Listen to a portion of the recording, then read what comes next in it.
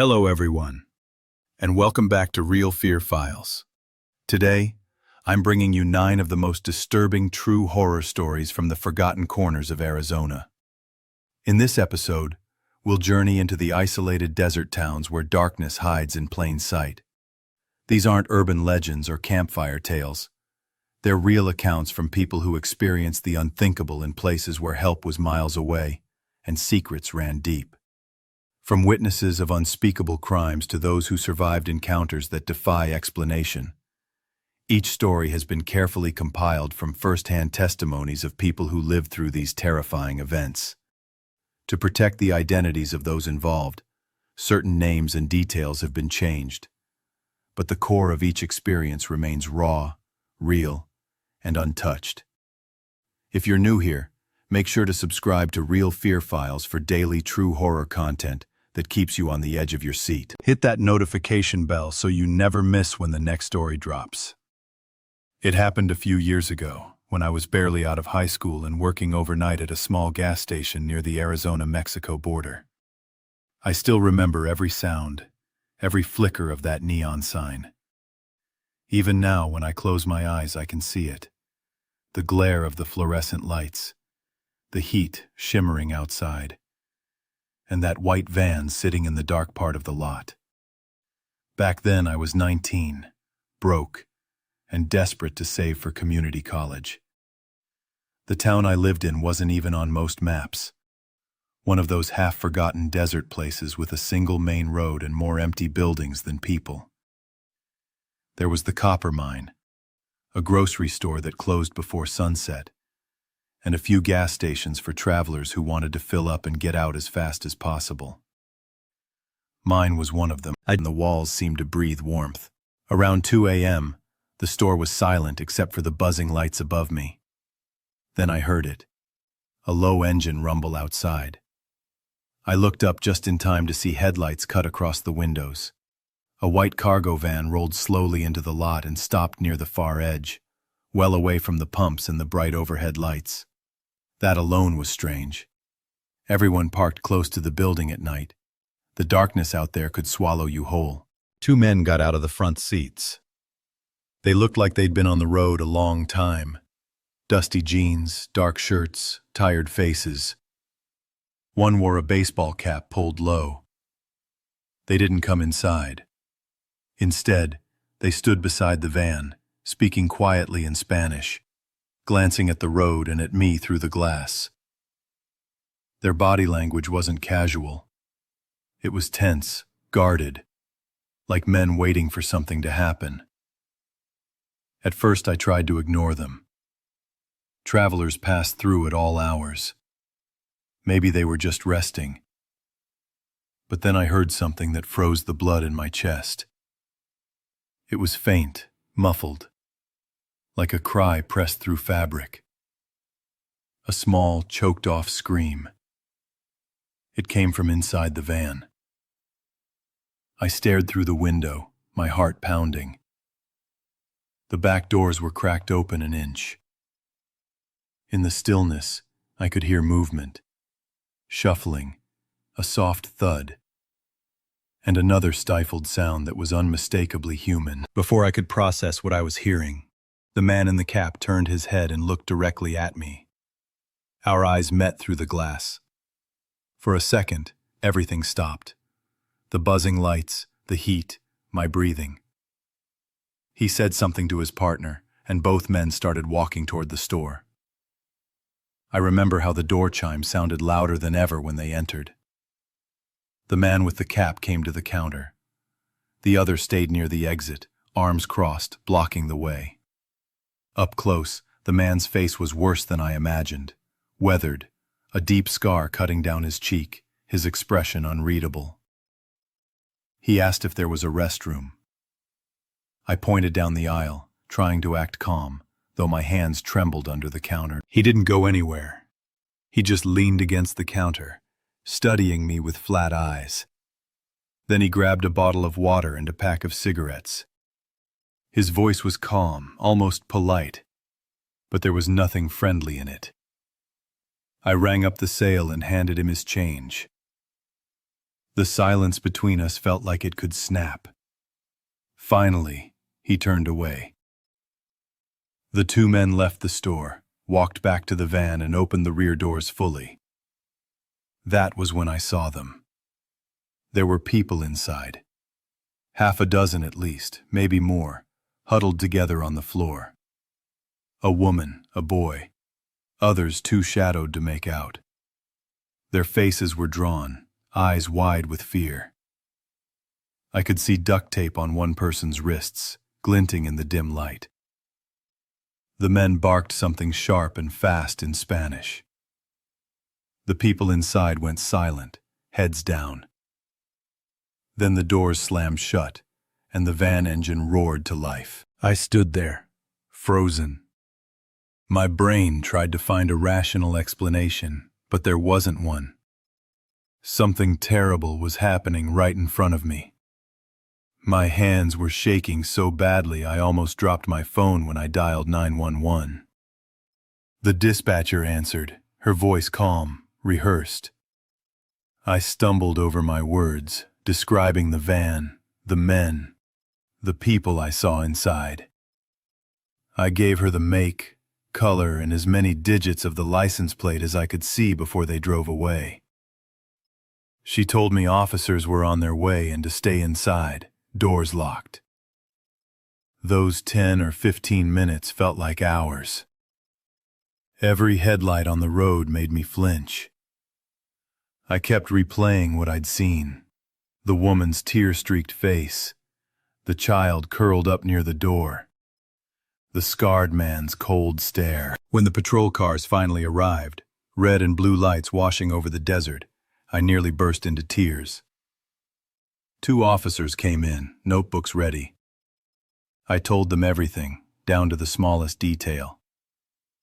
They listened, serious but strangely detached, like they had heard stories like this before.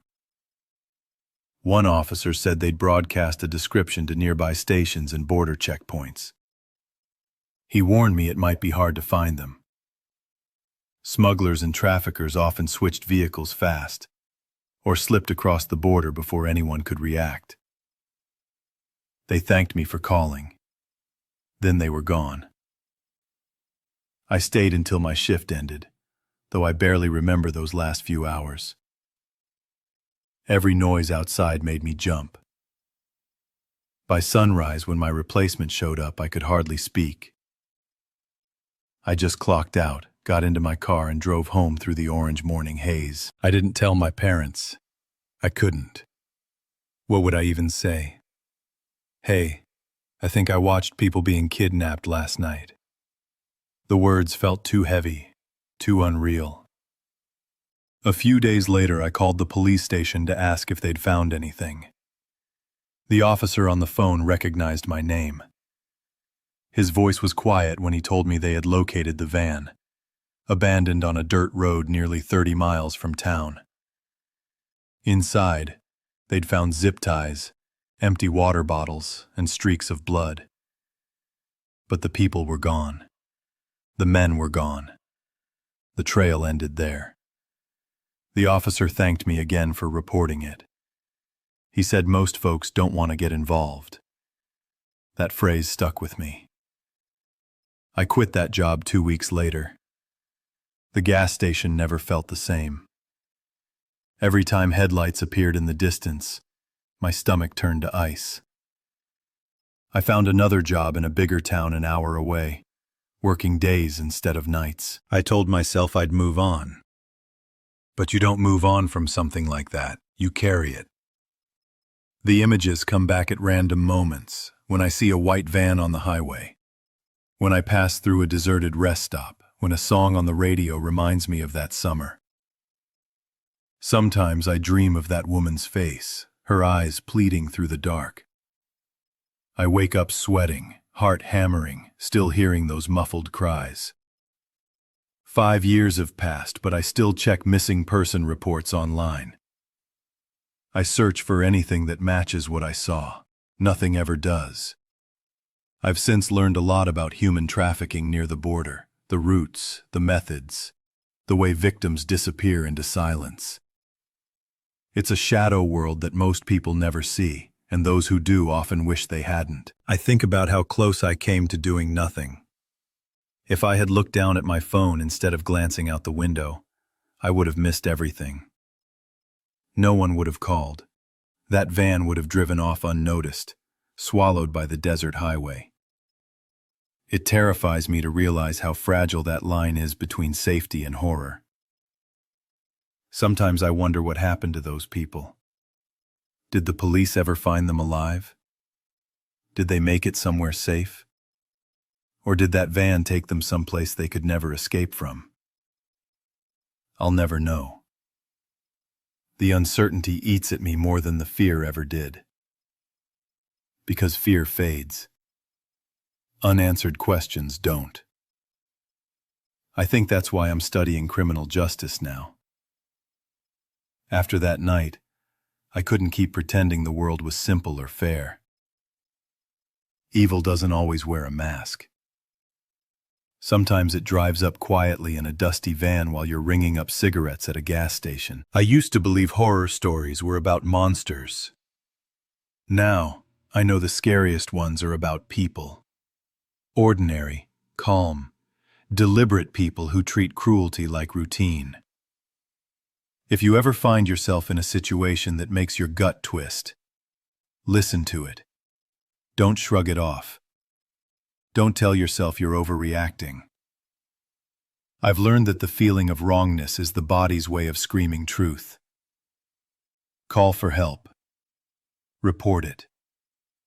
Even if you're scared. Even if you doubt yourself, make the call. Someone's life may depend on it. And to those who were in that van that night, if somehow you're still out there, I hope you found freedom. I hope the road eventually led you somewhere better, somewhere kind. I'm sorry I couldn't do more. I still see your faces sometimes, in headlights, in dreams, in the shimmer of heat over the highway. You remind me why I pay attention now, why I keep trying to do better. Because sometimes, all that stands between tragedy and salvation is one frightened 19-year-old willing to notice. My best friend, Riley, vanished in the summer of 2021, and no one has seen her since. Every day I wake up hoping for a call, a text, a sighting, anything. But there's only silence. The kind that feels alive, pressing in on you, whispering questions that never stop. We grew up together in a mountain town called Jerome, Arizona, a crooked little place clinging to the cliffs like it's afraid to fall. Fewer than 500 people live there, and most of them are artists, retirees, or tourists chasing ghost stories. To outsiders, Jerome is quaint, even beautiful. To us, it was a cage. At 19, Riley and I were just trying to figure out how to escape. We had both graduated the year before, still broke and uncertain, while most of our classmates had already left for college in Phoenix or Tucson. Riley waited tables at a restaurant on the main strip that catered to visitors, and I worked at my dad's auto shop down the hill. We spent almost every evening together, talking about life, watching the sunset fade over the desert, planning the move we never made. Riley was the kind of person everyone liked instantly. She was magnetic, funny, impulsive, fearless in the way people only are when they haven't learned how cruel the world can be. She had long chestnut hair that was always a mess, freckles across her nose, and a denim jacket she never took off, covered in patches from concerts she'd been to. She carried her camera everywhere, snapping photos of old buildings, stray cats, and clouds drifting over the red cliffs. She said she wanted to capture proof that beauty could survive anywhere, even in a dying town. But the summer she disappeared, everything changed. It began one night in early July.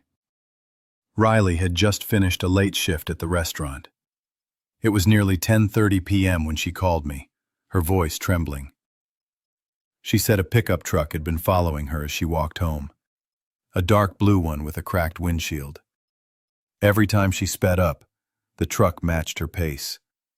When she turned down a side street, it followed.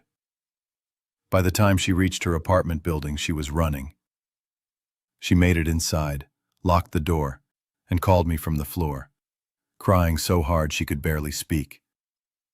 I begged her to call the police, and after some convincing, she did. The next day, she gave a statement to the local officer. But, in a place like Jerome, police work is more gossip than action. The officer wrote down her story, told her to be cautious, and said there wasn't much they could do without a license plate number. Probably just some drunk tourist, he said. For a few days, things seemed to go back to normal, until the phone calls started. They came late at night, always from blocked numbers. When she answered, there was only breathing on the line, slow, deliberate, close. Sometimes it lasted a few seconds, sometimes half a minute, then silence. Riley began to unravel. She stopped answering unknown calls, stopped walking alone, and started keeping her curtains closed at all times. I began staying over at her place, sleeping on the couch so she wouldn't be alone. We joked about it sometimes, two scared kids trying to act brave. But underneath, we were terrified. Then one night we were watching a movie when her phone rang again. Same blocked number. She let it go to voicemail, and when the message came through, she played it on speaker. At first it was just the same heavy breathing. Then, right before the recording ended, a distorted voice whispered, "I see you, Riley." The air left the room. Riley dropped the phone, shaking. I called the police again, but once more they said there wasn't much they could do. They suggested she change her number, so she did. For a week things were quiet. Then came the photographs. The first one was tucked under her windshield wiper one morning before work. A Polaroid photo of her walking down Main Street, taken from behind. You could see her denim jacket, her hair, her camera bag. The exact street where the truck had followed her weeks earlier. She brought it straight to the police and they took it as evidence. But the next day, another photo appeared. This one of her inside the restaurant, taken through the window as she served customers. The day after that, another photo. Her apartment building at night. Her window circled in red marker. That was when she stopped eating, stopped leaving her apartment. She sat on the couch for hours, just staring at the door, waiting for something, anything to happen. I begged her to leave town, to stay with family until it was safe, but she refused.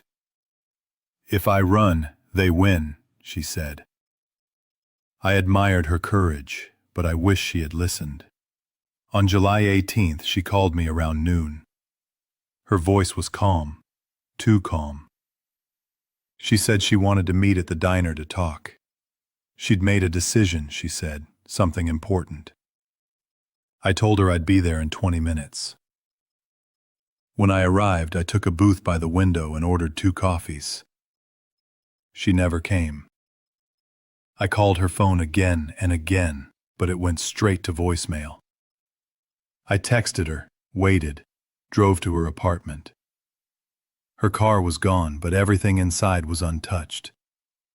Her wallet on the counter, her favorite jacket slung over a chair, her charger still plugged into the wall. By nightfall, I called the police and told them everything. This time they listened, but they still made me wait 24 hours to file a missing persons report. It was the longest day of my life. 2 days later, a hiker found Riley's car parked at a scenic overlook 15 miles outside town. The driver's side door was open, her keys still in the ignition. Her purse was in the passenger seat, untouched. Search teams combed the area for days. Officers, volunteers, even helicopters.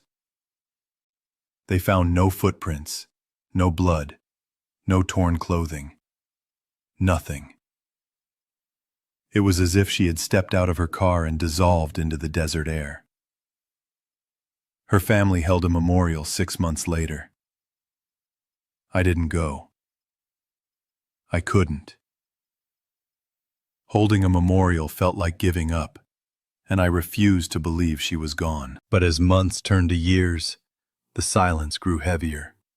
I moved away, to Prescott, about 30 miles east, trying to rebuild some kind of life.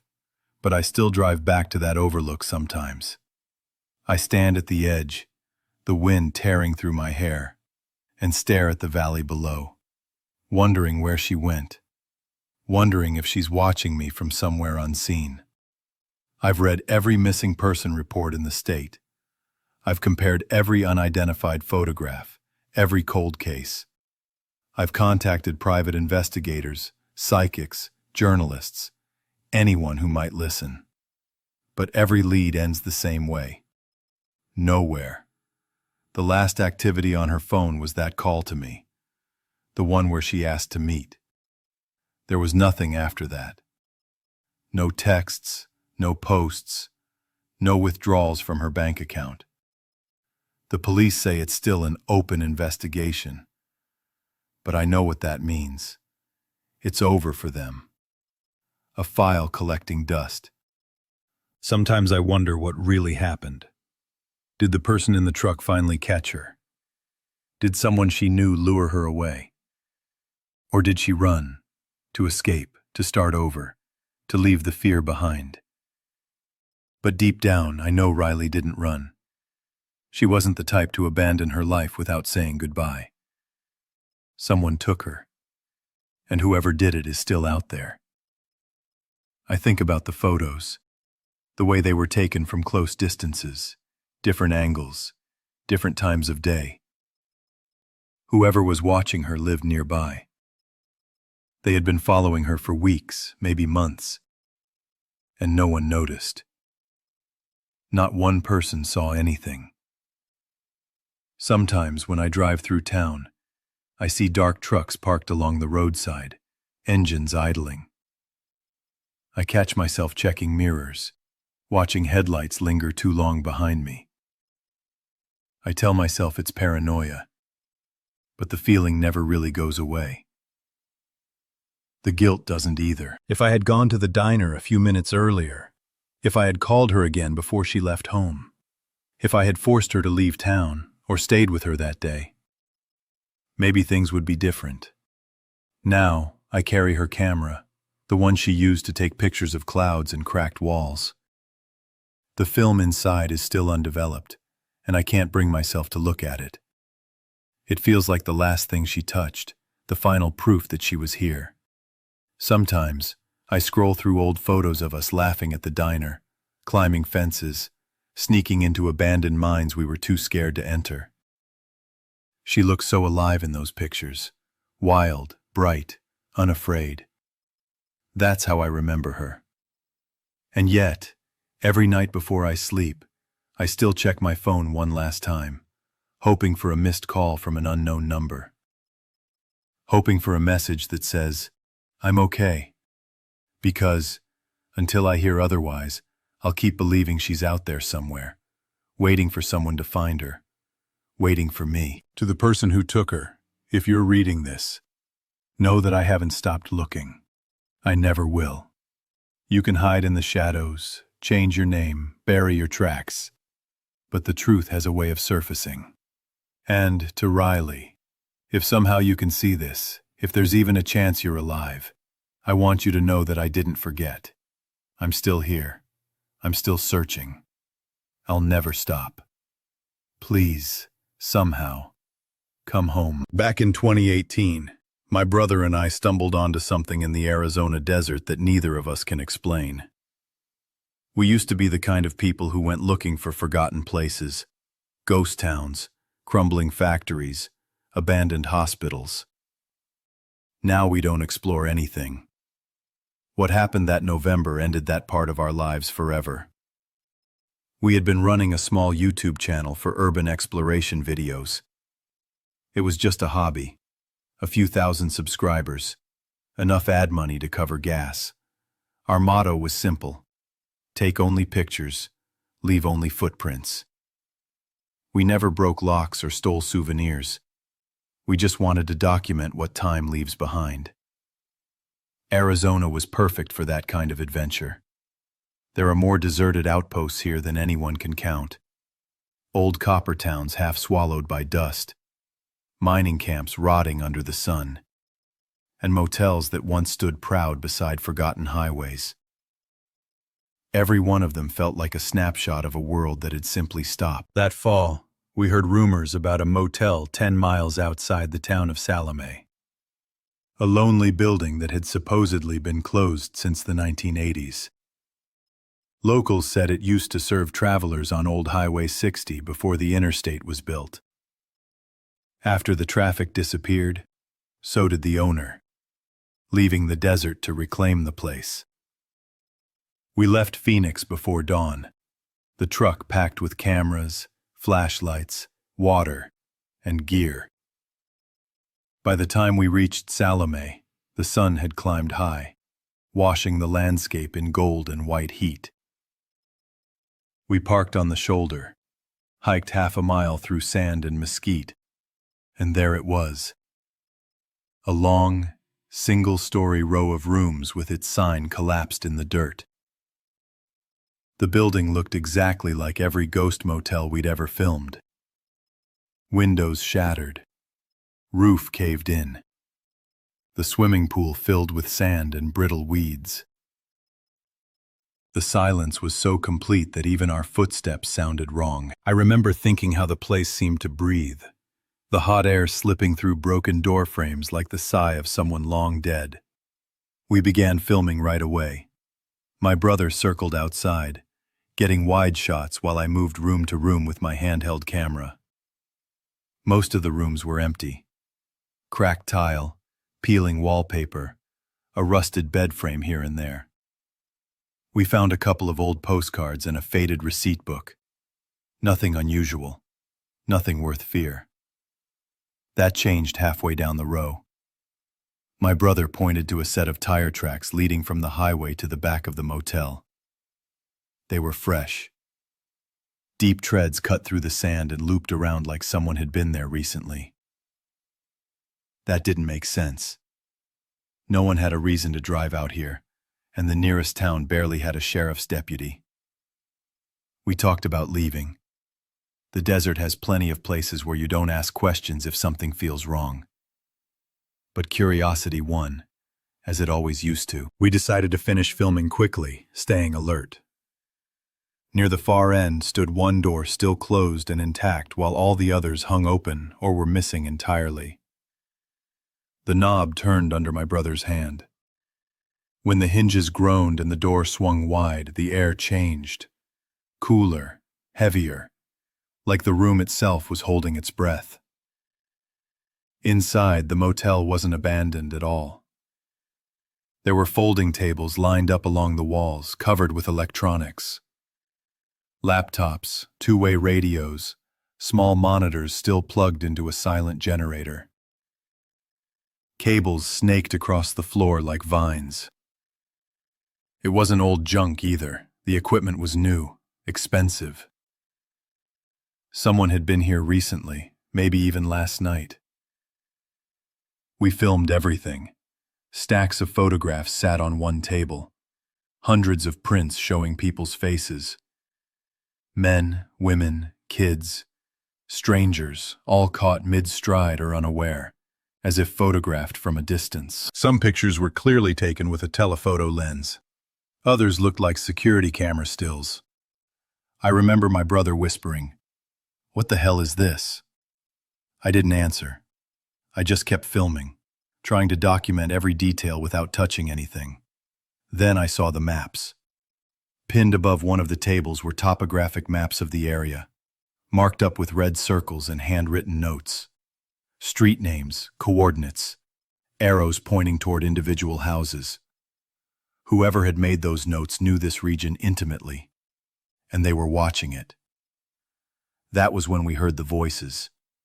At first I thought it was the wind outside, But then we both heard it clearly. Two men talking, somewhere below us. The sound rose through the floor, muffled but distinct. There shouldn't have been a below. Desert motels don't have basements. We froze, glancing at each other. Then I noticed a hatch near the corner, half hidden behind one of the tables. A wooden trapdoor, slightly open, faint light flickering through the crack. Every instinct screamed, "Leave," but curiosity pinned me there. I crouched and looked through the gap. Beneath us was a concrete chamber carved directly into the earth. A room that wasn't supposed to exist. I could see work tables, sleeping bags, crates, and on the walls, strange black markings arranged in patterns, almost like symbols or letters written in haste. Two men were down there, their voices low, urgent. I couldn't make out their words, but I could tell by their tone that it wasn't casual conversation. My brother grabbed my shoulder, whispering, "We have to go, now." We backed out of the room as quietly as possible, hearts hammering. The moment we stepped into the sunlight, we ran. Neither of us looked back. We didn't stop until we reached the truck, lungs burning, the horizon rippling with heat. My brother threw the gear in the back, and we drove straight to the nearest police station, Wickenburg, 40 miles away. We told the officers everything. They took our statements seriously at first, asked questions, watched the video footage we'd shot on the cameras.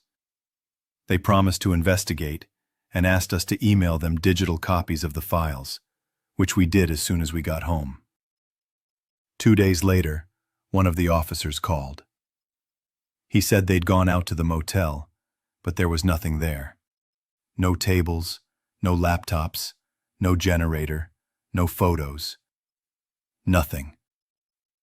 The place was empty, identical to every other abandoned building in the desert. He even claimed there was no basement, that the floor was solid concrete. We insisted they must have missed something. The officer's tone changed. He suggested maybe we'd been mistaken.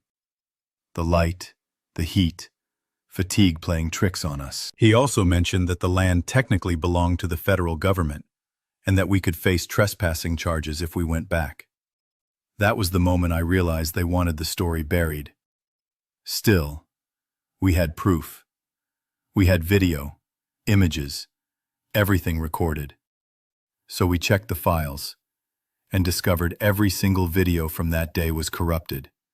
Static, pixelated snow, garbled sound.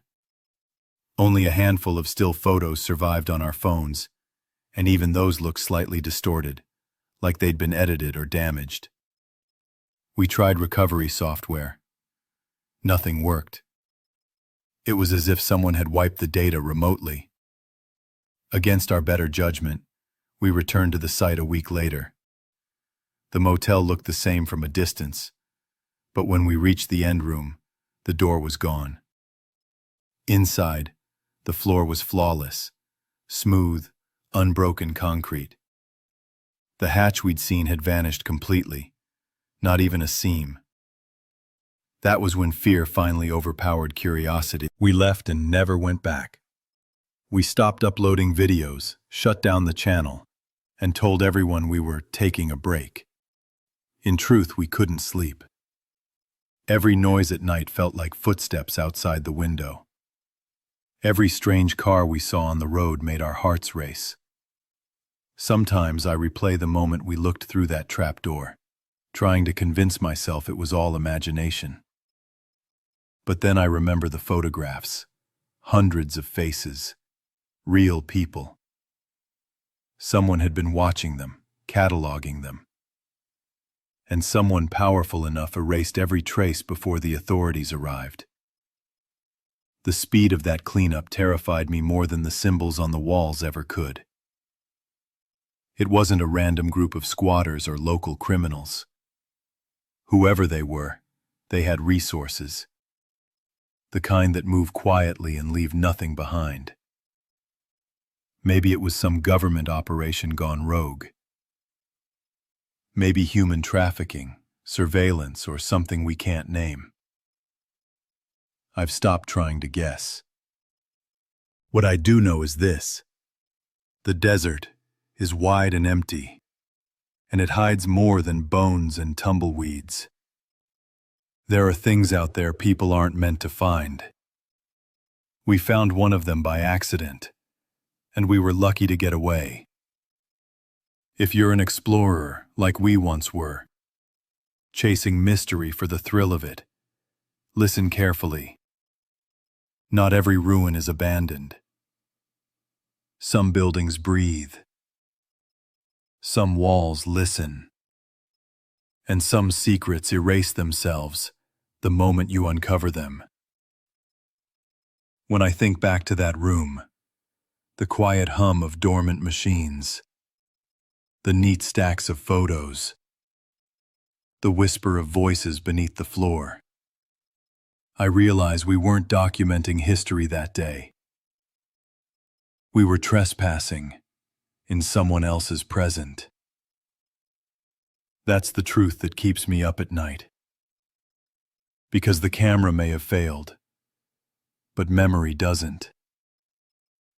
And no matter how many years pass, I can still feel the desert heat on my skin and hear my brother whisper, "Don't look back."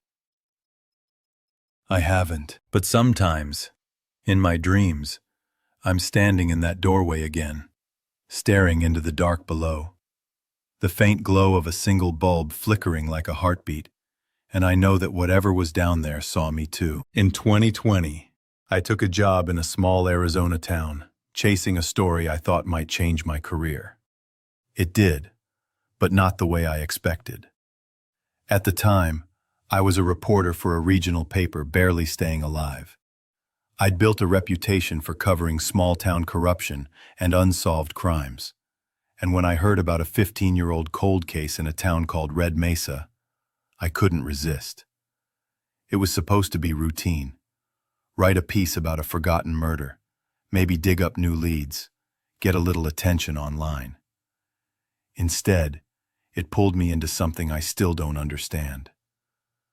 Red Mesa sits in northern Arizona, half desert, half pine country, caught between a mountain ridge and miles of emptiness. Its population barely scrapes 2,000, most of them retirees or people who've lived there for generations. There's one diner, one bar, a handful of shops, and more rumors than truths. The case that drew me there happened back in 2005. A young woman named Anna Whitmore was found dead on the outskirts of town.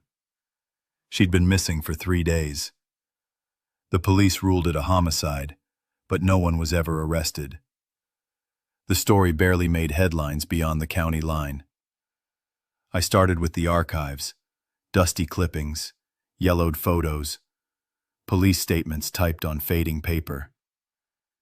The official story was simple. Anna, 24, worked at the post office, went missing after leaving work late one night. Her car was found abandoned by the old quarry road. 3 days later, a hiker found her body near a dry creek bed. The cause of death: blunt force trauma. No witnesses, no suspects. Case cold. But something about the reports didn't add up. The timelines conflicted. The deputy's notes mentioned a witness who was never identified in follow-up files. And the autopsy, which I eventually tracked down through a sympathetic clerk, listed injuries that didn't match the scene photos. The deeper I dug, the more questions surfaced. I began interviewing locals, people who'd known Anna, or at least claimed to. Most were wary of talking. In small towns, secrets cling tighter than dust. But a few offered fragments that started to build a picture. Anna had been dating a local contractor named Mark Densler, a man nearly twice her age. By all accounts, he was charming in public, but everyone agreed he had a temper. He'd left town a year after Anna's death, supposedly to start fresh. No one had seen him since. I asked the current sheriff about Denzler, but he waved me off. "Old rumors," he said. "That case is history. Nothing there." The way he avoided my eyes told me otherwise. That night, I went back to the motel where I was staying. A low L-shaped building off the highway. The kind of place where the neon sign hums louder than the guests. I was reviewing notes when I heard a knock on my door. It was a woman in her 60s, wearing a faded cardigan and carrying a folder. She introduced herself as Linda, Anna's aunt. She said she'd heard I was asking questions. "If you're really trying to find the truth," she said, "you should see this." Inside the folder were copies of letters Anna had written shortly before she died. They were never mailed. Linda said she'd found them in Anna's apartment after the funeral. They were addressed to someone named M. The letters weren't love notes, they were warnings. Anna wrote that she was afraid, that she'd found out something about the town's council contracts, and that M was involved. She said she didn't know who else to trust. Reading them sent a chill down my spine. The town council? Contracts? That meant money and motive. I spent the next 2 days cross-referencing names and property deeds.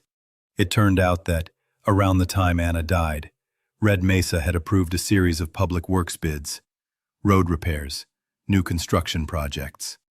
Every single one was awarded to a company owned by Mark Denzler.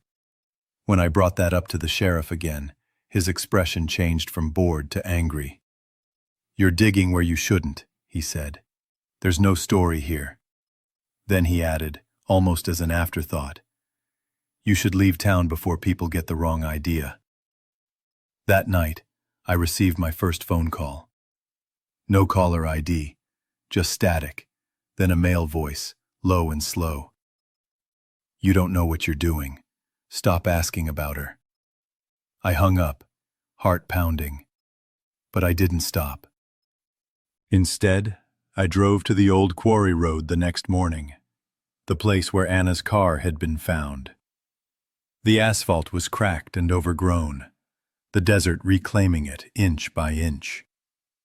I parked, walked along the trail, and felt that strange electric sense of being watched.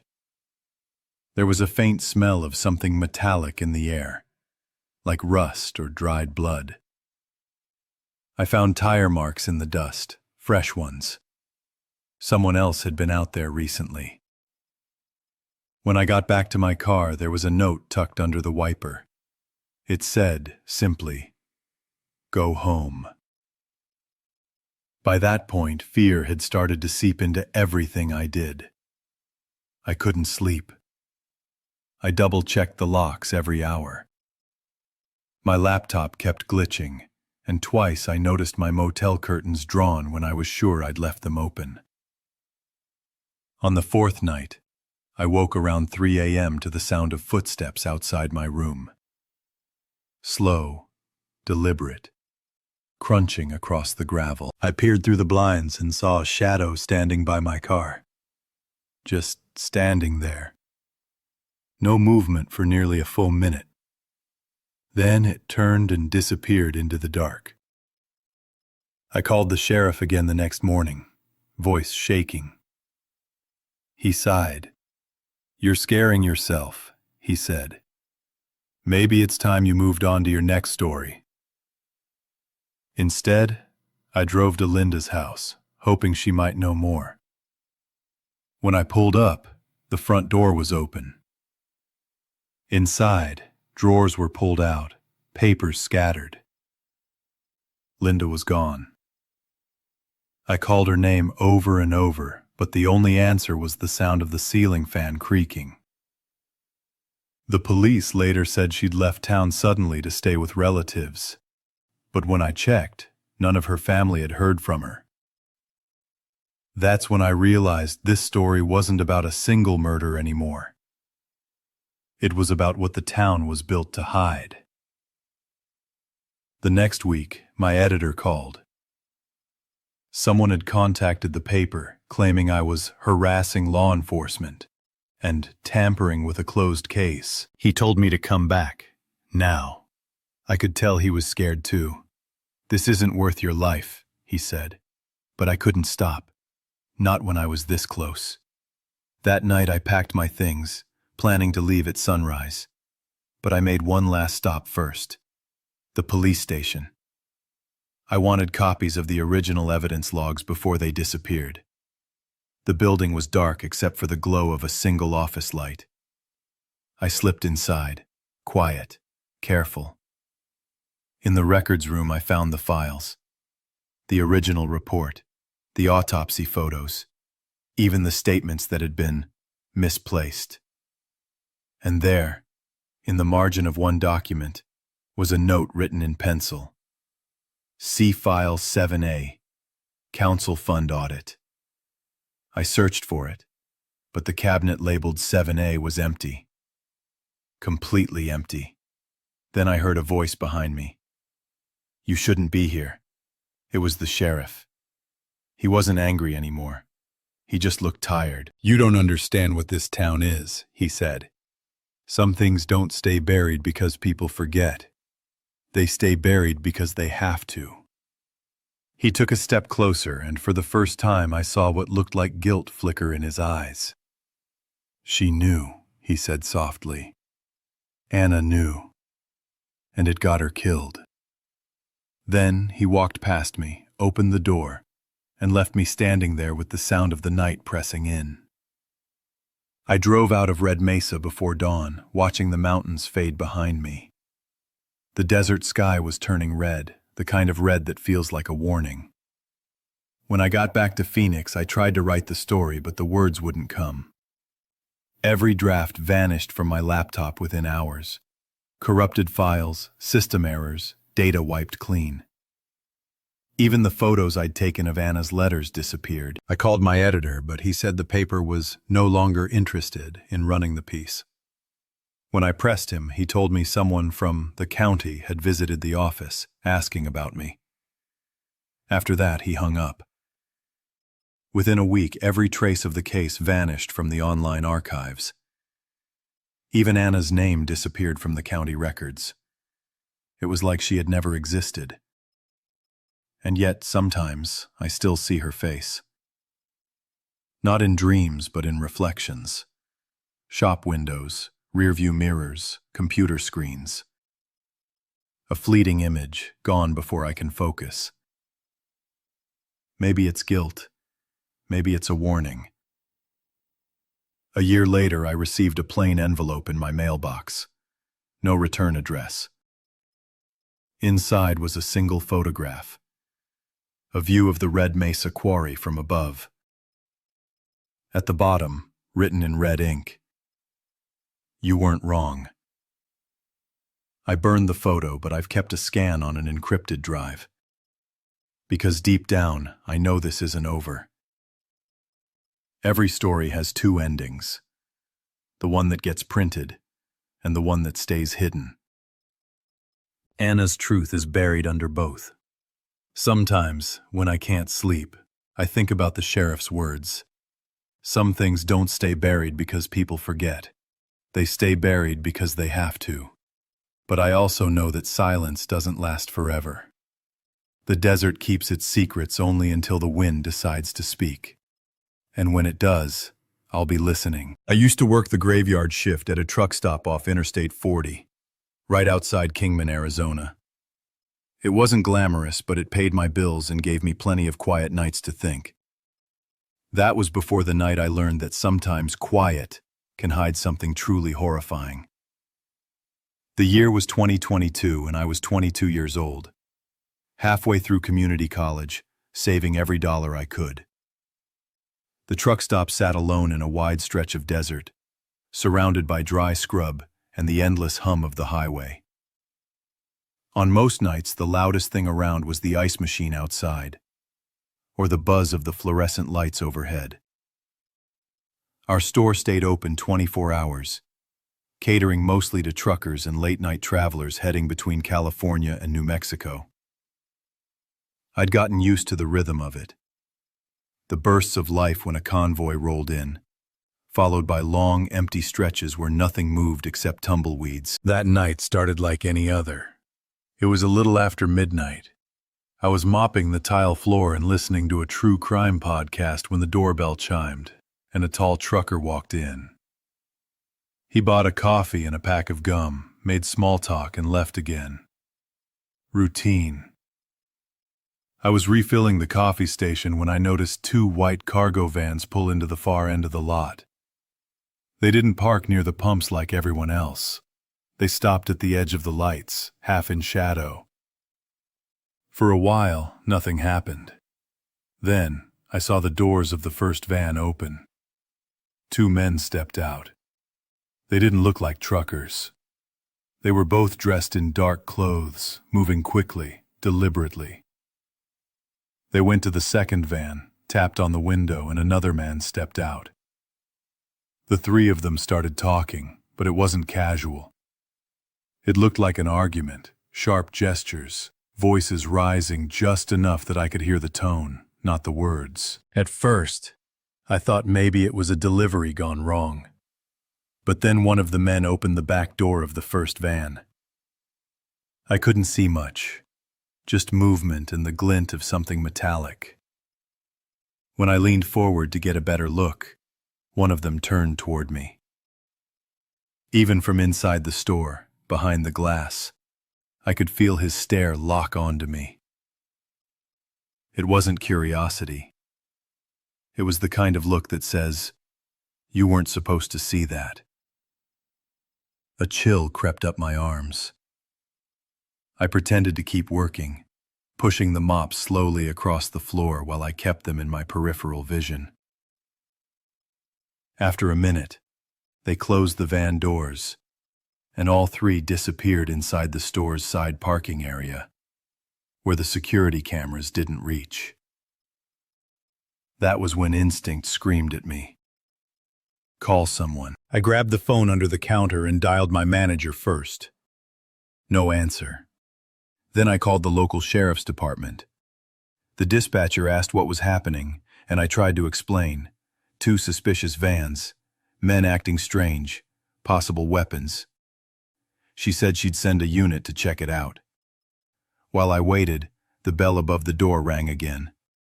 2 of the men from outside walked in. My stomach dropped. They looked calm, too calm. One of them smiled at me and asked if the restroom was open. I nodded, trying to look normal. The other went straight to the drink cooler, pretending to browse but keeping one eye on me. They didn't buy anything. They lingered for a few minutes, whispering to each other in low voices.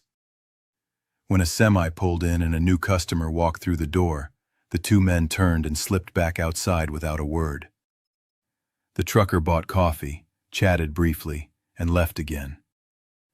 As soon as the door shut behind him, I looked out the window and froze. There were 3 vans now. 2 white ones, and a dark gray one that hadn't been there before. The gray van was parked facing the others, and I could see its driver's side door hanging open. The men were moving between the vehicles, transferring large duffel bags and boxes. One of them pulled something heavy from the gray van and dropped it with a thud that echoed even through the glass. I felt sick. I didn't know what I was looking at, but every nerve in my body told me it was bad. I moved toward the register where the panic button was located under the counter. Just before I pressed it, I heard something. A faint sound, almost drowned out by the hum of the AC. It was crying. I went perfectly still. It was soft and uneven, like someone trying not to be heard. It came from outside. I turned off the podcast on my phone and listened harder.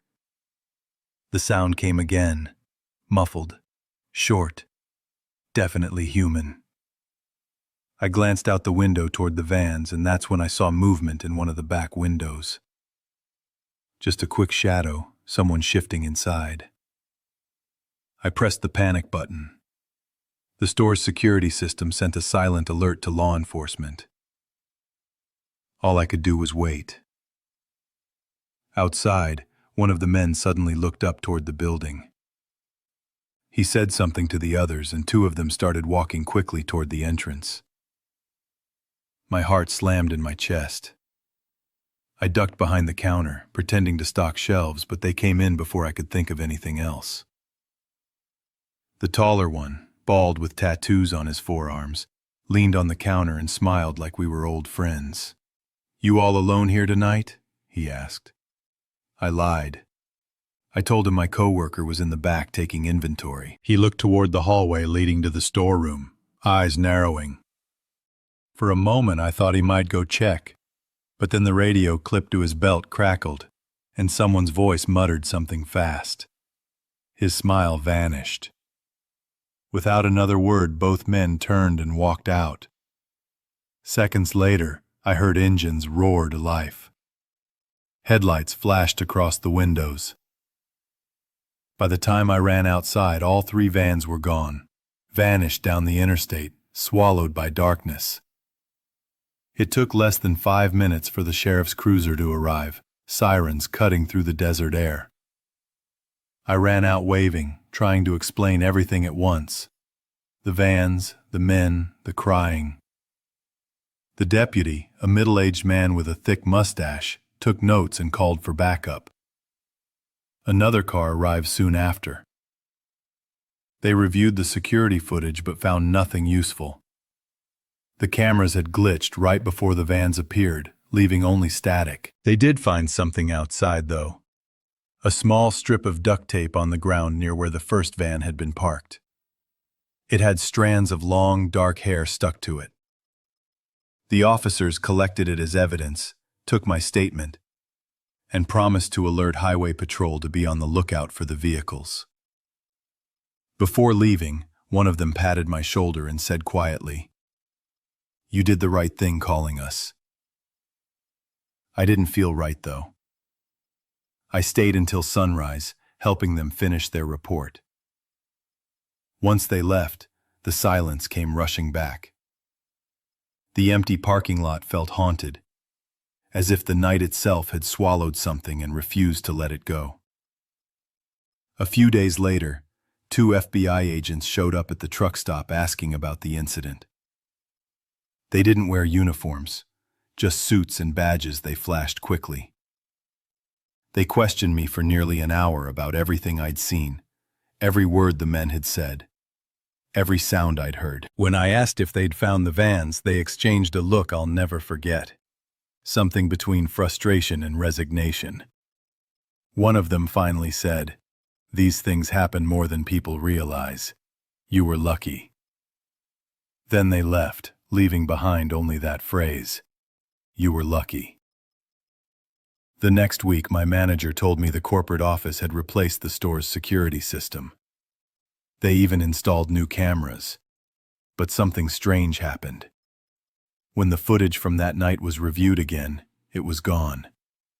Every file after midnight, deleted. Not corrupted, not missing, manually erased. I asked who had access, but no one knew. The footage had been uploaded to a secure cloud, but even the provider said they couldn't restore it. After that, I started noticing things. A dark sedan parked across the highway during my shifts. Unmarked envelopes in the mailroom addressed only to employee number 217. Inside one was a photo of the truck stop parking lot, taken from far away. The photo had no note, no message, just that single image. I quit a month later. I couldn't stand being there anymore, waiting for those vans to come back. It's been 3 years now, and I still work nights. Different job, different town. But I can't pass a white cargo van on the road without feeling my throat tighten. I always check the back windows. Always. Sometimes, late at night, I replay everything in my mind. The sound of that soft crying, The way the men looked at me. The instant before they left when I felt something dark and deliberate pass between us. I've heard people say the desert hides secrets, that the silence out here isn't really silence at all. It's a kind of echo, carrying what no one wants to hear. I think about that a lot. Because somewhere out there, maybe right now, those vans are still driving through the night. And whoever they were transporting, whoever was crying inside, might still be waiting for someone to notice. If I ever find out who they were, or what happened to them, I'll tell their story properly. But until then, I carry it quietly, like a stone in my chest. The officers told me to move on, to forget it, but I can't. You don't forget the sound of someone crying for help when you're the only one who hears it. You don't forget headlights disappearing into the dark, taking something innocent with them. And you never forget the way the desert looks afterward. Empty, endless, pretending nothing ever happened. My younger sister disappeared while hiking near our hometown in Arizona back in 2017. I still can't talk about it without my voice shaking. Some nights, I dream she's calling my name through the trees, and when I wake up, I almost expect to see her standing in the doorway. Her name was Emma. She was 22 when she vanished, stubborn, wild-hearted, and full of the kind of restless energy that small towns can't contain. We grew up in a place called Pine Hollow, population maybe 600, tucked between mountains and long stretches of forest. It's beautiful out there, quiet, untouched. But the land has a way of reminding you that it's older and stronger than you'll ever be. Emma loved the outdoors more than anyone I knew. She was the kind of person who woke up before dawn just to watch the sunrise light up the cliffs. She spent every free moment hiking, camping, taking photos of rocks and clouds. She said nature was the only place she ever felt like herself. The weekend she disappeared, she'd planned a solo hike through a part of the forest called Deer Creek Trail, a rugged stretch that winds through red rock canyons and old logging paths. It wasn't an easy route, but she'd done it before. She left early Saturday morning, promising to be back by nightfall. She never came home.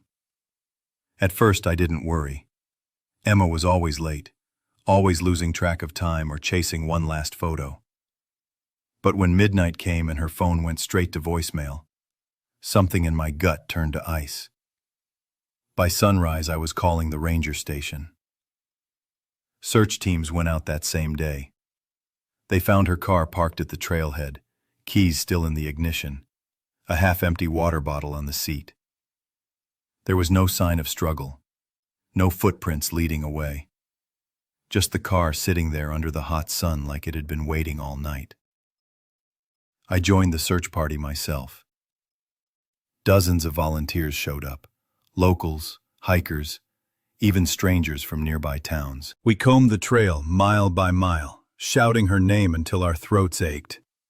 The forest swallowed every sound. By the third day, they brought in dogs.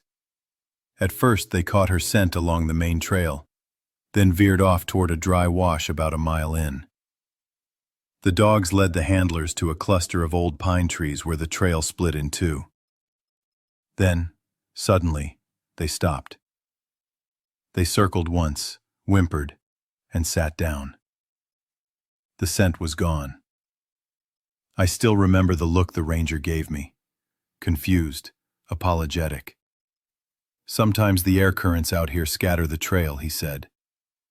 But the way his voice shook told me he didn't believe that. A week passed. No trace of Emma. Then, on the 8th day, they found her backpack. It was sitting upright against a boulder like someone had carefully placed it there. Inside were her phone, wallet, and camera. The camera still had battery life left, so I turned it on right there in front of the rangers. The last photo she took was time-stamped 4:47 p.m. Saturday, the day she vanished. It showed a section of the canyon I recognized, maybe 2 miles from the trailhead. The light was fading, the rocks bathed in orange. But in the background, behind her shadow, something else stood out. At first it looked like another hiker, tall, standing near the edge of the frame. But when I zoomed in, my stomach twisted. The figure was too still, too pale, almost colorless against the landscape. Its head was tilted, watching her. The rangers brushed it off as a trick of light, but I knew better. Emma would have mentioned if someone else was nearby. She hated running into strangers out there. The search went on for another week before it was officially called off. The forest had swallowed her completely. After that, my life fell apart in slow motion. I stopped going to work, stopped talking to friends. My parents moved away, unable to stand the reminders. But I stayed. I couldn't leave without answers. Every few weeks I went back to Deer Creek Trail, retracing her steps. I knew every rock, every bend, every dry creek bed. Sometimes I'd find things that didn't belong.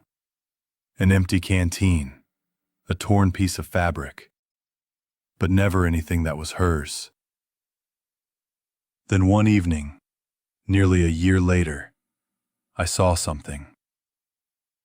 It was late spring, the sun sinking behind the cliffs, shadows stretching long across the canyon floor. I was standing near the spot where they'd found her backpack when I heard a sound.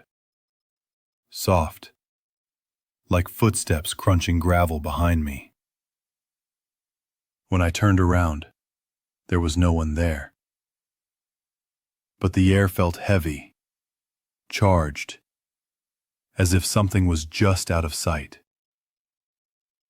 And then, faintly, from deeper in the trees, I heard my name. It wasn't the wind. It wasn't an echo. It was Emma's voice. "Jake!" she called. The sound was distant but unmistakable. She sounded calm, like she'd just stepped away for a moment and was letting me know where to find her. I ran toward it without thinking, branches clawing at my arms. Her voice came again, closer now. "Jake! Over here!" The woods grew darker with every step, the sky dimming from gold to violet. Then I reached a clearing I'd never seen before. The ground was covered in fine white dust, like ash. In the center stood a lone tree, blackened and split, as if lightning had struck it. Everything was silent again. I turned in a slow circle, calling her name, begging her to answer. But the forest had gone still, the way it does before a storm. That's when I noticed something at the base of the tree, half buried in the dirt. I knelt down and brushed it off. It was a small silver pendant, the one Emma always wore. The chain was broken, but the charm, a tiny mountain symbol, was intact. I remember whispering, "I found you." And that's when the air shifted. The wind rose suddenly, whipping dust into my eyes. The temperature dropped so fast I could see my breath. And over the roar of the wind, I heard her voice again. This time right behind me. "Help me." I spun around, heart hammering. No one was there. But at the edge of the clearing, between the trees, something moved. It was the same pale figure I'd seen in her photo. Tall, still, its outline shimmering as if the air around it was bending. For a moment, I couldn't breathe. Then I ran. I didn't stop until I reached the trailhead.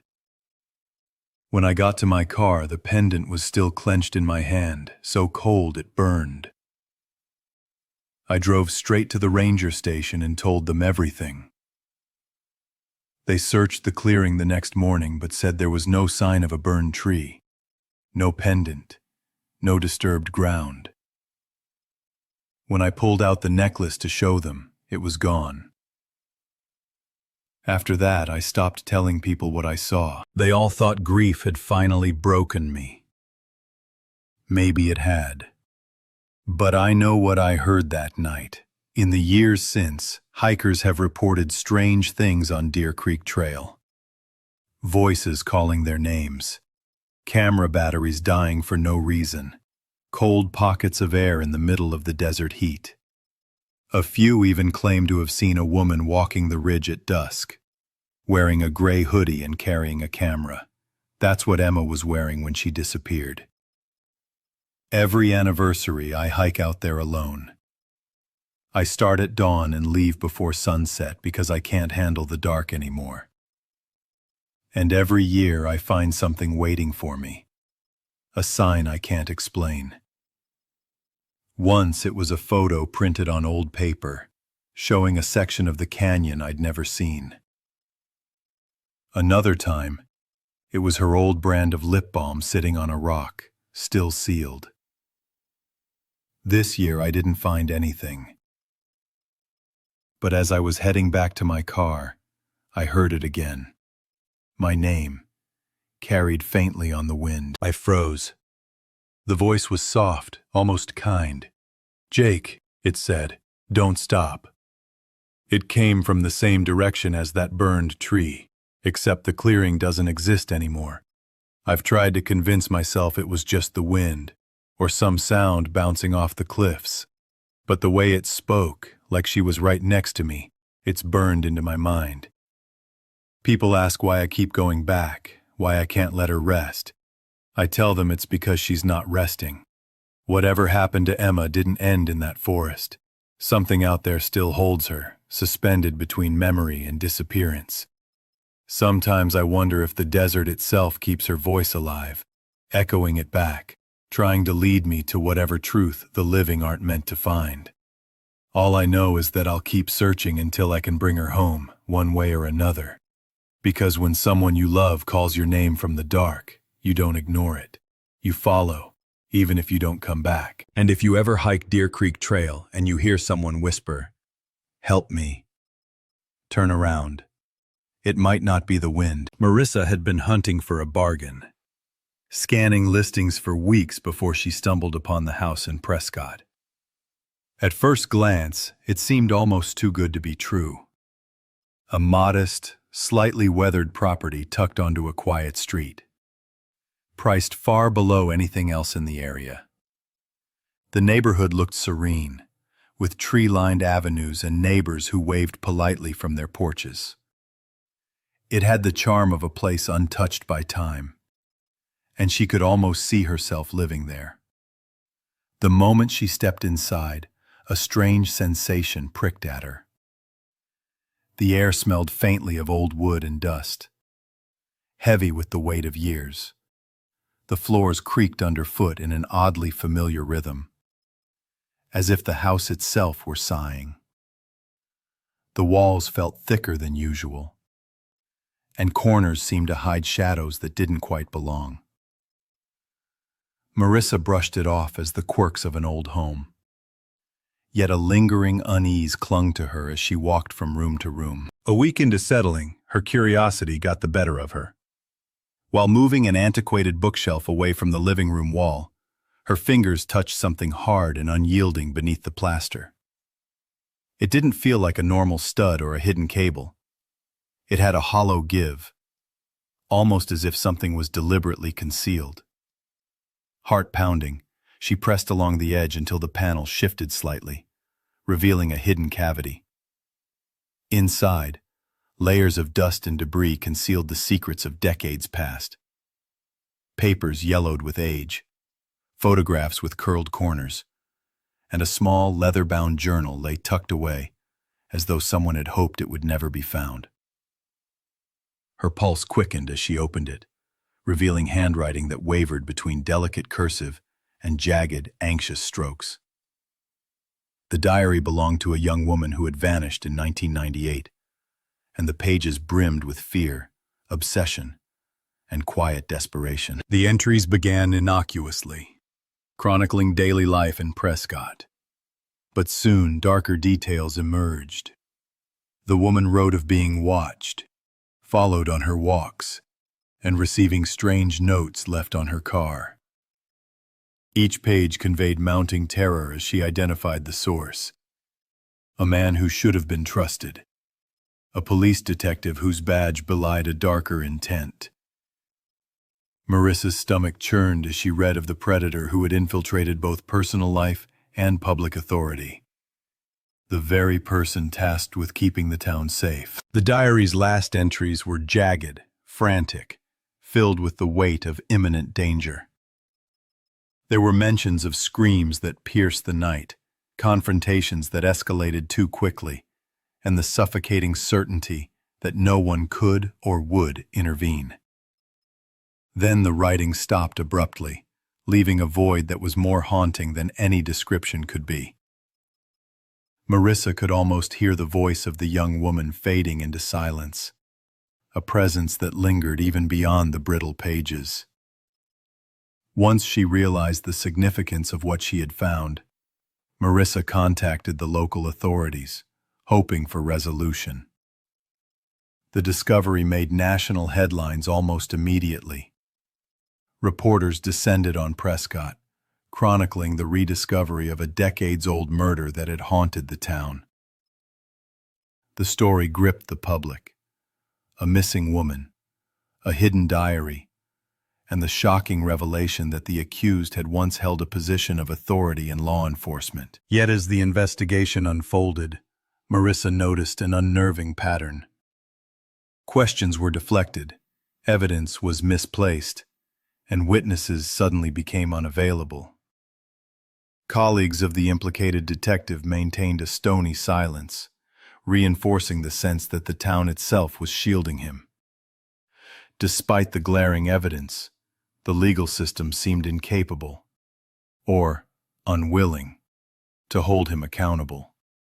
The detective, once celebrated for his service, remained untouchable, protected by both loyalty and fear woven into the community he had long served. The media coverage, intense at first, gradually dissipated. Marissa watched in frustration as the case was quietly closed again, buried beneath layers of influence and protection. The diary, a testament to a silenced life, had given voice to the truth. But that voice was soon swallowed by the town's collective reluctance to confront its own dark history. Prescott, outwardly serene, had preserved its secret under a veneer of normalcy. Walking through the house now felt different to Marissa. Each creak in the floorboards, each draft sliding along the walls seemed charged with memory. The hidden panel, once a shocking revelation, now served as a constant reminder of the injustice that had gone unpunished. She could almost hear the young woman's voice whispering in the empty rooms, a haunting echo of fear and betrayal that no law could silence. Marissa found herself unable to part with the house.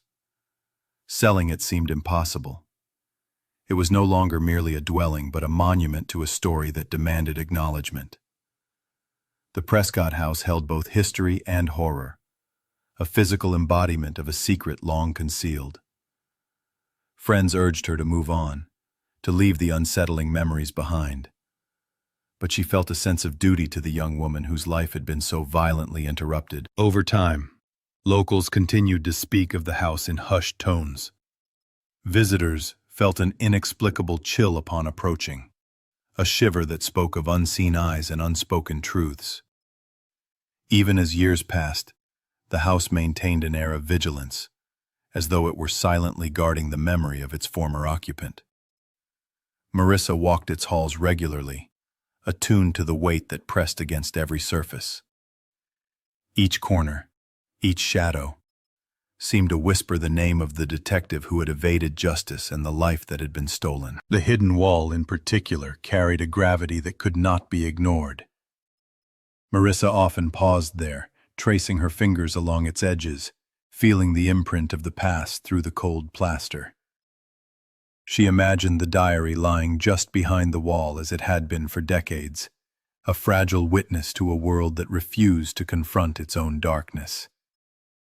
And although the investigation had concluded without punishment, she sensed the presence of unresolved tension, as if the town itself had been complicit in the silencing of the truth. At night, the house seemed alive with echoes.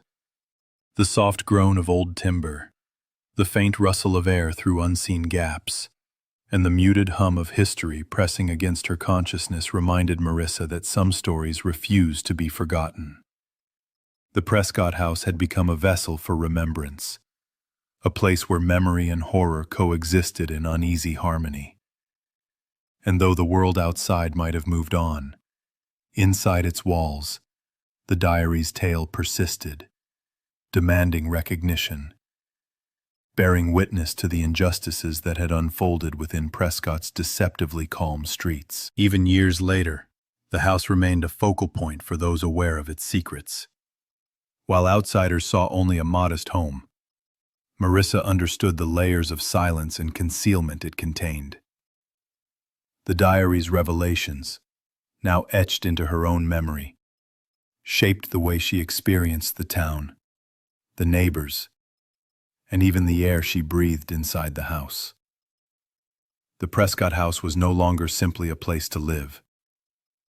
It had become a living reminder that some truths, no matter how deeply buried, could never truly be erased. Marissa never stopped visiting the hidden wall, checking the panel, and reading the diary as if the young woman's spirit could still respond. In a town where loyalty had overridden justice and protection had shielded the guilty, the house was one of the few places where a story of courage, fear, and betrayal could remain unbroken. And for Marissa, that made it both a sanctuary and a haunting, a place where the past could be acknowledged, if never fully corrected. The Prescott house, with all its creaks, shadows, and hidden secrets, became an emblem of endurance. The diary inside, once silent and abandoned, had finally found a guardian. And though the town continued to hide behind its comfortable facade, the house itself bore witness to a truth that could not be fully silenced, a story that would endure as long as the walls themselves stood firm. When Lila first arrived in the small mining town, she was captivated by its outward charm. From a distance, it looked like the kind of place where time moved slowly and life was simple. Weathered clapboard houses lined dusty streets, children rode bicycles down the sidewalks, and the mountains rose in the background like ancient, silent guardians. Lila, an outsider seeking a fresh start, had imagined escaping the chaos of city life for somewhere tranquil, somewhere that felt safe. She had pictured friendly neighbors, community gatherings, and quiet evenings beneath the stars. But that illusion shattered almost immediately. The residents she encountered were polite but distant, their smiles measured, their eyes avoiding direct contact. There was a hesitation in their greetings, an unspoken question behind every nod and wave. Lila could feel the weight of their scrutiny, even when no words were spoken. The town seemed alive with secrets, though no one would say so aloud. It was the kind of subtle tension that could make a visitor feel exposed, as if the walls themselves were watching. It didn't take long for her to notice that the town's accidents were far more frequent than coincidence could explain. Miners injured on the job, sudden collapses in the old tunnels, fires that seemed to ignite with no clear cause. Each incident was quietly recorded and quickly buried under official reports. Locals called them unfortunate mishaps, the inevitable price of life in a town built around dangerous work. But Lila, skeptical by nature, sensed patterns that didn't belong. There was a deliberate precision to the timing, a haunting repetition that hinted at something darker than chance. Driven by a mixture of curiosity and unease, she began asking questions. She visited the mines, spoke with former workers, and sifted through town records and newspaper clippings. Every inquiry was met with hesitation, quickly deflected or interrupted. "Some things are better left alone," an elderly woman whispered one evening as Lila lingered on the porch of a rundown house. Her voice carried the weight of warning, tinged with fear and exhaustion. Yet, the more she learned, the more Lila understood that the town's polished surface concealed a web of control, fear, and deliberate silence. The missing people, she realized, were more than unfortunate victims. Their disappearances had been orchestrated, disguised under layers of plausible explanations. The deaths labeled as accidents weren't random, they were calculated, and behind it all were the very figures entrusted with protecting the community. Law enforcement officers, once symbols of safety and authority, were the ones silently enforcing the town's unspoken rules. They were the gatekeepers of secrets, ensuring that anyone who strayed too close to the truth vanished, unnoticed or unrecorded. Night after night, Lila pored over records and spoke to those willing to confide in her. She mapped connections between missing miners, suspicious accidents, and unexplained deaths. Every thread led back to the same conclusion. The town's tragedies were far from accidental. The carefully constructed facade of small-town safety masked an intricate network of protection for those in power, and punishment for those who challenged it. She realized that asking questions in Prescott could be dangerous, not just uncomfortable. Her presence and persistence didn't go unnoticed. Lila began receiving subtle threats. Her tires slashed, her windows left open in the middle of the night, and notes left on her doorstep with cryptic warnings. The message was clear. There were boundaries she was not supposed to cross. When she confronted a local sheriff about inconsistencies, he offered a polite smile and a vague reassurance, leaving her unsettled. It was a performance, a practiced deception meant to disarm and intimidate. And yet, she refused to retreat. The more she uncovered, the more the town's elders and longtime residents tried to deter her. "Some ghosts wear badges," an older man confided in a hushed tone while leaning over the counter at the diner. "And some secrets, they're worth killing for." The words struck her with a chill. Here, in a community that appeared sleepy and benign, corruption ran deep, and the cost of uncovering it could be deadly. She realized that what she had assumed would be an escape into tranquility had instead become a perilous entanglement with forces she could neither fully see nor easily confront. Despite the danger, Lila refused to stop investigating. She meticulously documented every finding, photographing evidence, transcribing interviews, and cross-referencing historical records with missing person reports. She began connecting patterns that no one else seemed to notice. For every accident reported in the newspapers, she found discrepancies in dates, locations, and witness accounts. Shadows emerged behind the polished reports. A miner who had fallen in the shaft was actually the target of a deliberate sabotage. A car crash labeled as mechanical failure was no accident at all. The town's narrative was carefully manipulated, a tapestry of lies designed to maintain an illusion of order. The tension escalated as Lila's discoveries began to ripple through the community. Some residents openly warned her to stop asking questions. Others offered cryptic advice cloaked in small-town concern. She quickly understood that she was challenging a system built over decades, a hierarchy where loyalty to the town often meant complicity in murder.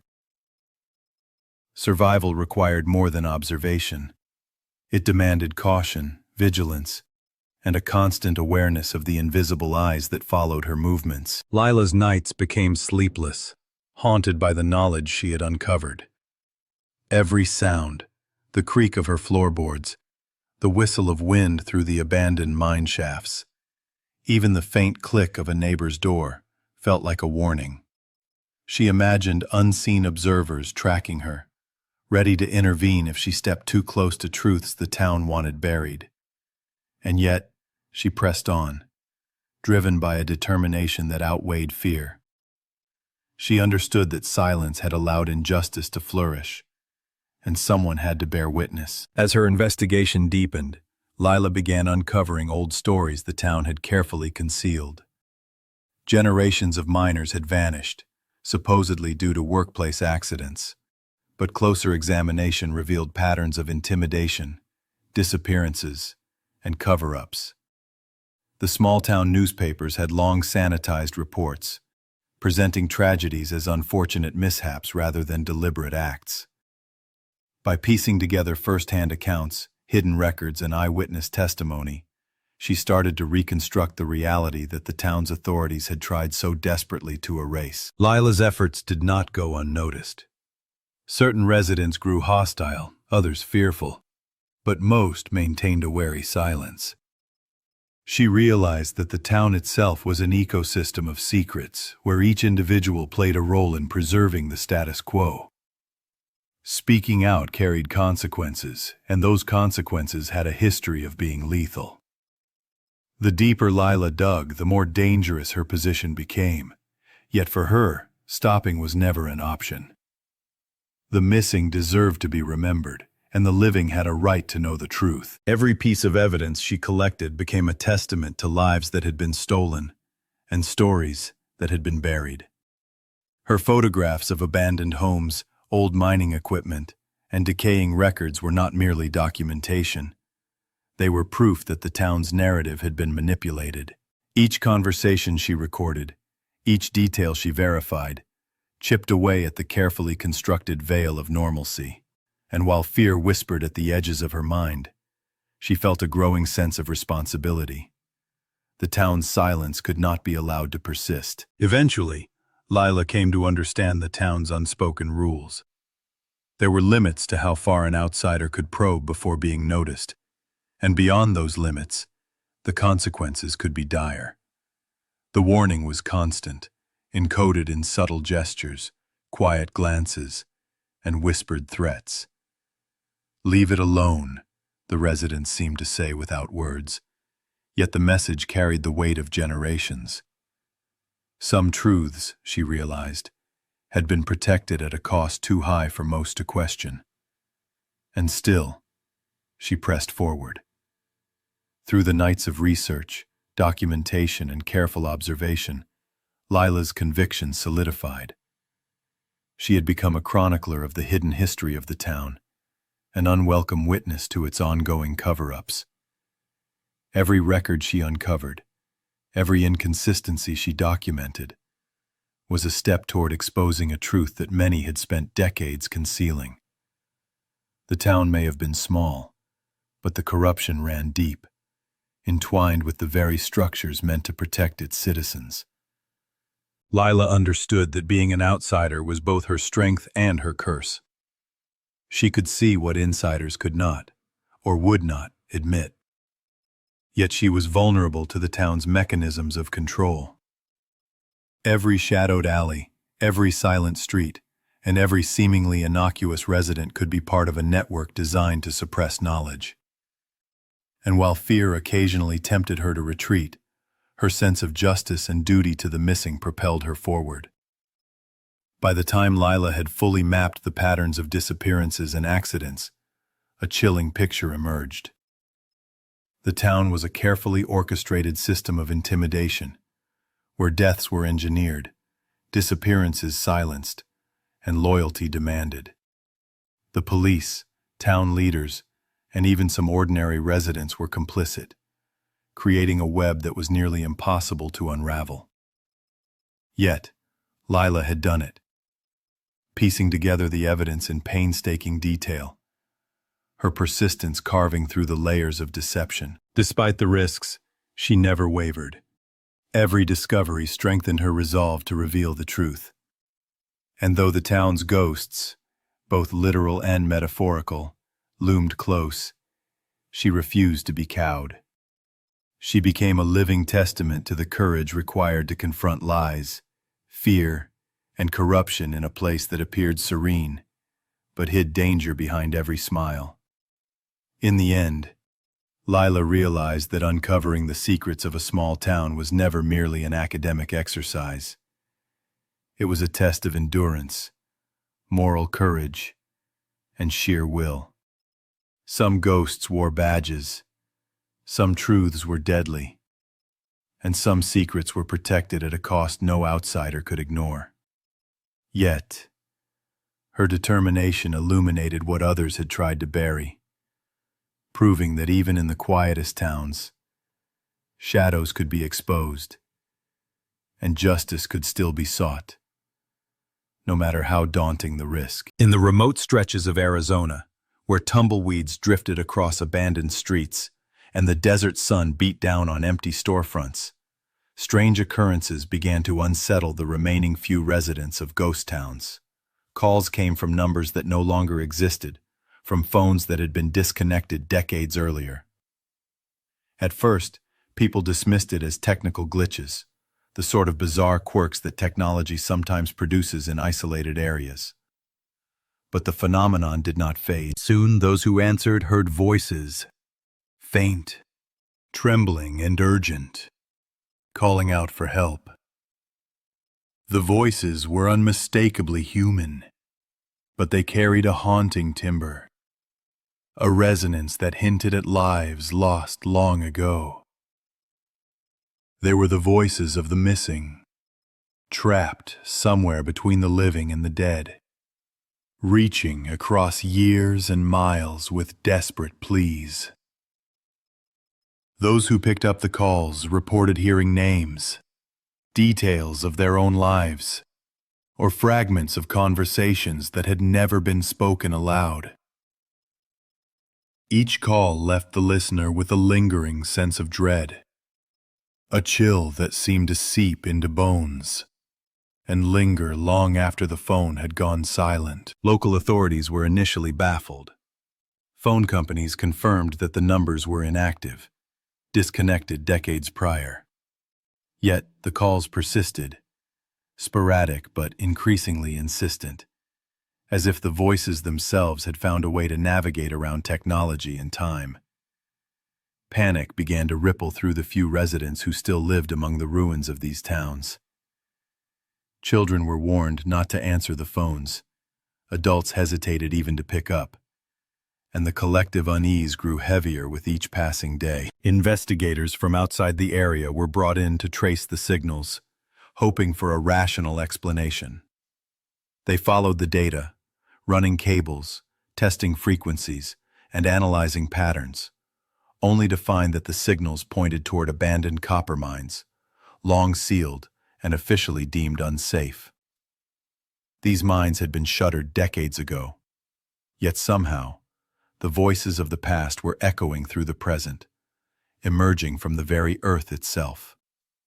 Equipment malfunction or supernatural interference, the experts could not decide. The more investigators explored, the stranger it became. The calls were not random. They carried a haunting specificity. Names of the long missing were repeated accurately. Details of circumstances, sometimes grim, were recounted with uncanny precision. Those who had worked the mines or lived nearby recognized locations, dates, and events that had faded from public memory. It was as though the abandoned shafts themselves had absorbed the memories, retaining the stories of those who had vanished, then transmitted them in ghostly bursts through disconnected lines. The townspeople, meanwhile, were caught in fear and disbelief. Older residents whispered about tragedies that had never been properly recorded. Miners trapped in collapses, families who had disappeared without a trace, accidents labeled as misfortune. Now, decades later, these forgotten lives were screaming through the static of ancient telephone lines, demanding attention, recognition, and perhaps closure. Some tried to ignore the calls, telling themselves that ghosts could not reach across wires. Yet each unanswered ring seemed to grow louder in the mind, an insistent drumbeat that would not be ignored. Technicians who attempted to enter the mines found themselves met with both physical and psychological obstacles. Collapsed tunnels, unstable walls, and sudden drops made exploration dangerous. But the eeriest element was the sensation of being watched. Many reported hearing soft whispers, faint footsteps, and echoes of voices that seemed to emerge from the dark rock itself. Others described glimpses of shadows moving through the shafts, fleeting but undeniable, accompanied by the unmistakable feeling of past lives pressing against the living world. As news of the phenomenon spread, researchers, paranormal investigators, and journalists began flocking to the deserted towns. Each visitor recorded the strange calls, each encounter adding layers of detail to a growing archive of inexplicable events. Yet, no one could fully explain the mechanism. There were no power sources, no functioning equipment, and no signs of tampering. It was as though the abandoned mines had become conduits, channels through which the lost and forgotten could reach out across decades, communicating with the living in ways that defied understanding. The phenomenon brought a strange mix of terror and fascination. Families who had lost loved ones long ago clutched to the hope that these voices might be them, calling out with some fragment of recognition.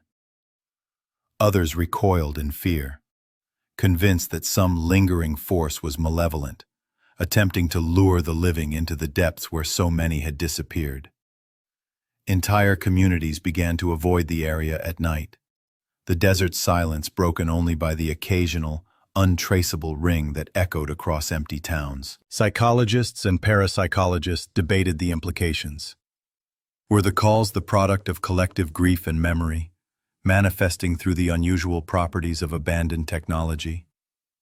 Or were they something far more disturbing, a bridge between life and death, a lingering imprint of souls who had suffered and died within the mines, desperate to be heard?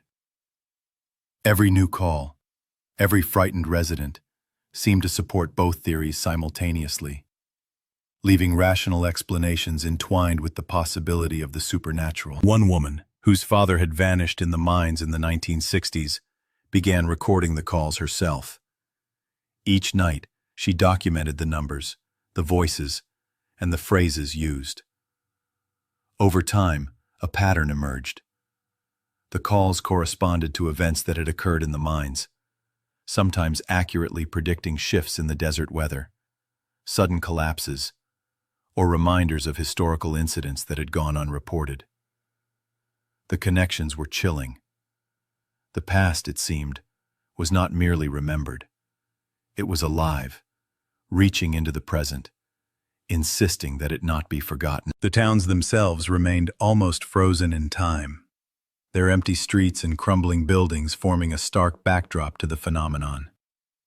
Windows rattled when no wind blew, doors opened and closed without touch, and the occasional murmur of voices carried across streets devoid of life. Even without answering the phone, residents could feel the presence of the absent, a collective memory of lives disrupted, work lost, and families shattered. It was as if the desert, the mines, and the abandoned towns together held a record of sorrow that refused to fade. Over the years, some of the calls became more specific, more personal. People began to hear names of long-deceased friends, relatives, or co-workers, sometimes in tones of urgency, sometimes in near whispers pleading for attention. It was clear that these were not generic phenomena. They were tied to history, geography, and human loss. The mines had become more than mere shafts of copper and rock. They were repositories of memory, of pain, of lives that had been erased by time, but not forgotten by the earth itself. Attempts to permanently seal the mines or disconnect old lines failed. Calls continued, sporadically at first, then more insistently, as if the very act of ignoring them gave the voices more intensity. The abandoned copper shafts had become a nexus, a place where the natural and supernatural collided, where the lost could reach forward through technology and desperation.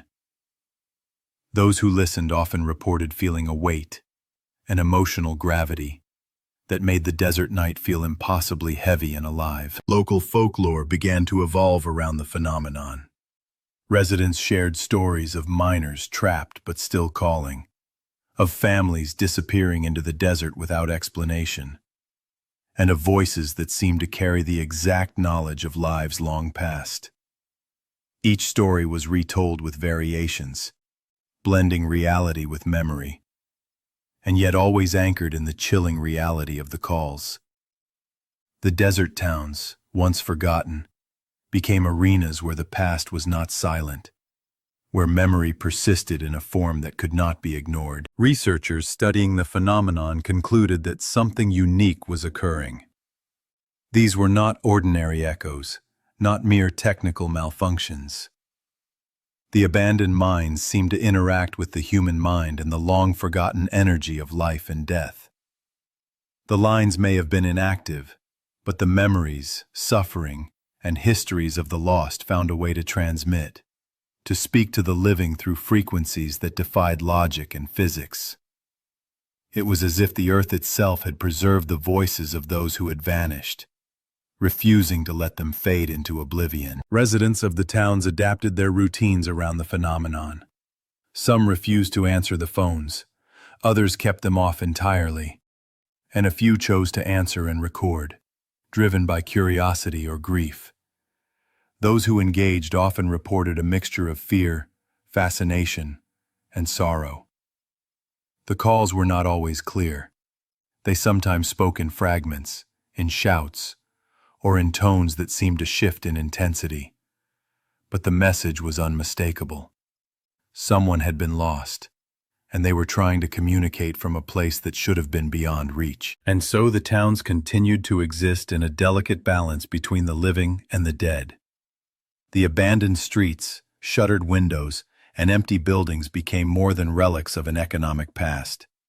They were stages for a phenomenon that bridged decades and dimensions.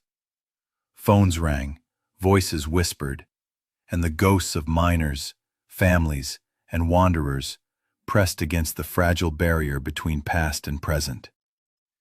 Every ring, every voice, carried a story, a plea, and a reminder that the lost could still be heard if one dared to listen.